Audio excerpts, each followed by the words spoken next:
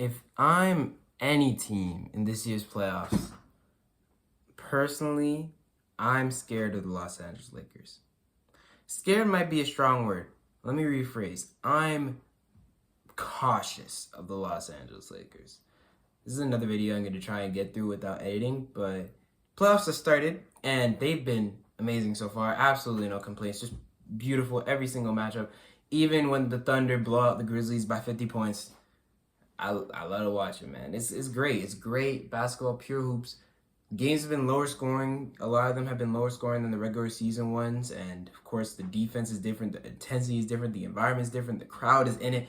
And it has been entertaining. Some series better than others. And I have been talking for a long time about I have been talking, but I could talk a lot about the Clippers versus Nuggets series. I could talk about the Knicks versus Pistons. I could talk about those series that are going really well. The Rockets Warriors even. It's been a good playoff so far. Even Bucks Pacers, even though that's a little interesting. I might talk about them a little bit more, but the main topic of this video is Los Angeles Lakers. The Lakers traded for Luka, and when it first happened, I made a video about it. I've talked about this a lot, and I like talking about it, but I don't like talking about it because, of course, it's interesting to talk about, but I don't want to be that one guy who only talks about the Lakers, only talks about the big names, Luka, LeBron, But, because I will give shine to those smaller teams. I want to make more videos in the playoffs, but this is just something that came to mind the other day, and I wanted to make a video about it. I was going to make a video about Kawhi the other day. Let me just get right into it. The Lakers are scary, and here's why. Game 1, Timberwolves went into, Crypto.com Arena and absolutely dominated. Naz Reid was scoring off the bench like crazy. The Timberwolves were hitting their threes, playing great defense. The Lakers couldn't do anything. LeBron only had 13 points. It was a very, very non-Lakers game. The only person who really had it going for the Lakers was Luka. He still had like 30 points. Timberwolves won game 1. And people were like, wait, is this, what's going on? And JJ Redick, if I know JJ Redick based on what I've seen, his first year coaching, JJ Redick is a very adjustment-based coach. JJ Redick will change what he needs to change up. And of course, I'll be honest, I didn't watch the entirety of game 1. I wasn't locked in, and I wasn't even completely locked in for game 2. Game 2 I wanted to watch, but I wasn't even completely there, you know what I'm saying? But I will say JJ Redick, what I know for sure about JJ Redick is he is going to make adjustments. He's going to do his best to make the changes he needs to make to bring the team to a victory, to bring success. And he did that in the regular season, even in those regular season matchups that people thought didn't matter. Hey, they didn't matter because they got the 3 seed and got a favorable matchup against the Timberwolves team who they beat in game 2. And although the score doesn't make it look that way, it was only, 9-point game. The Lakers had a double-digit lead from halfway through the first quarter all the way until halfway through the fourth quarter. And even then, the Timberwolves only got it to 9 and never got it closer than that. The defense that the Lakers played, the defense of the Lakers, from what I saw in the regular season, it was their scheme is to make the non-shooters prove they could shoot. You have to rely on using the non-shooters in your defense. They sag off a lot on those guys. And for example, when they played the Clippers, they sagged off of Chris Dunn. When they played the Nuggets, they sagged off of Russ. So that was the Lakers kind of style. That's how they were doing so good in those regular season matchups. And the Timberwolves, you look at their team, they have a few shooters, really good shooters, but they also have a few guys who are you don't know if you can really rely on them for a full series to shoot the ball well. They had a great shooting game in game 1. This game, the Lakers really, they made their point. Because it wasn't even just the shooting side of it. Watching the Lakers hustle, the Lakers switchability, the Lakers just all around, it was good. It was good to see. Of course, I'm not gonna be like as in depth as maybe some other guys on this platform will be because I watched the game, but I was doing homework while I was watching the game. So I did it. I wasn't completely locked in for the Lakers defense, but when I saw Gabe Vincent getting up in the Timberwolves faces playing defense, when I saw Rui Hachimura playing defense, slapped in the face, run to the locker room, run back with the mask on, throw away the no, because the Lakers role players are definitely impressing me, and the Lakers role players are really what determine their playoff run, how far they can go. LeBron and Luka are going to be good. Even though LeBron didn't have a good game one, LeBron and Luka we know are going to be great. Austin Reeves we know is going to be at least like good. It really comes down to the rest. The big three can be as good as they need to be. As we saw with the Suns, KD and Devin Booker had amazing seasons. Bradley Beal, but those two who had amazing seasons. Didn't matter. Why? Because the supporting cast was atrocious. And the Lakers supporting cast, when I first saw it, I was like, no, this isn't good. But if they could play defense like this all playoffs. Now, on the offensive end, I know Luka was the driving force, and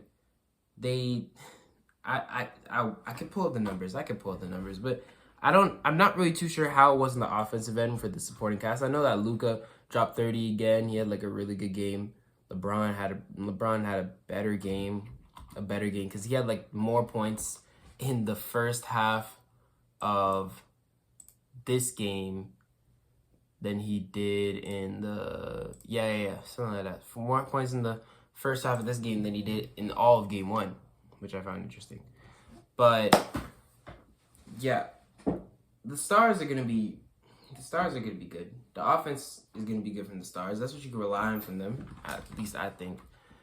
I'd hope, because even though LeBron is old, I don't think he's old to the point where he's gonna be like completely out of it. Like he's still gonna give you numbers, and I think honestly, now I think about it, all the games have been low scoring. The scoring isn't what really matters here. I mean, I know it's a cliche. Oh, offense wins games, defense wins championships. But, in this situation specifically, if you have Luka Doncic for your offense and your defense is good enough, that could be good. Jackson Hayes didn't play a lot. He had 9 minutes and like 5 fouls. That's not good. They played a lot of the game without a center on the court. I remember that. They played a lot of the game with no center on the court, and it was Dorian Finney-Smith, it was Rui running small ball center, Jared Vanderbilt running small ball center. And on the offense, the role players didn't put in much. It was really LeBron, Luka, Austin Reeves, and a bit of Rui Hachimura. But for the most part, yeah. I think now I can see the Lakers being a really scary team. I already saw them. You'll see those two and you'll be like, yeah, they could win a championship. But now I think they're more of a threat. It's not that now I think they're more of a threat. It really makes me realize how much of a threat they are. Because if JJ Redick can do this consistently, every time he loses a game, he comes back stronger. I know we might have some anime nerds out here. I'm a bit of one. So if you guys know Jujutsu Kaisen, Maharaga, reason he's such a big threat is because he adapts. And if the Lakers can adapt to every challenge that comes their way, hey man, it's not looking good for the rest of the league. But yeah, looking at the stats, the Timberwolves, both teams shot atrocious from three. 5 for 25 from the Timberwolves, 6 for 29 for the Lakers. So maybe the rest of the series comes and both teams shoot better or worse from the three. Because three-point shooting is a very variable factor that can swing the tide of this whole entire series. Who knows like how these teams are going to shoot, and it could change everything. But I think the defense is what you can rely on, especially from the Lakers. The Timberwolves, there was a lot of Luka trying to get Rudy Gobert into a one-on-one situation like he always does. So that wasn't surprising. Rudy just, I don't know, man. I don't know if you can rely on Rudy. I wasn't completely locked in on the game, but it was, yeah. the Timberwolves supporting cast didn't have a great game. Julius Randle was surprisingly good. Anthony, surprisingly, I only say surprisingly because Julius Randle in the playoffs doesn't have the greatest resume. He doesn't have the greatest track record. But Anthony Edwards was pretty good as well. Those two, like I said, the stars you could always rely on. It really comes to the supporting cast. And even though the supporting cast on the Timberwolves, you wouldn't need them to help on offense as much, their defense it's tough because on the other end you have Luka and LeBron. At the end of the day, his offensive weapons, I trust Luka and LeBron more than Anthony Edwards and Julius Randle.